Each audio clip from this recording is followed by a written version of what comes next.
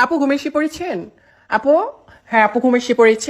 আপনিও কি চান এই আপুর মতো দ্রুত ঘুম এসে পড়তে? তাহলে নির্দিষ্ট কিছু ভিডিও আপনার জন্য কিছুটা হলেও উপকারে আসতে পারে।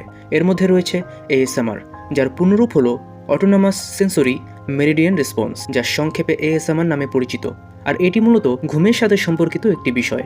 সাধারণত নির্দিষ্ট ধরনের শব্দ, দৃশ্য বা স্পর্শের কারণে শরীরে তৈরি হওয়া এক ধরনের অনুভূতি হলো এএসএমআর।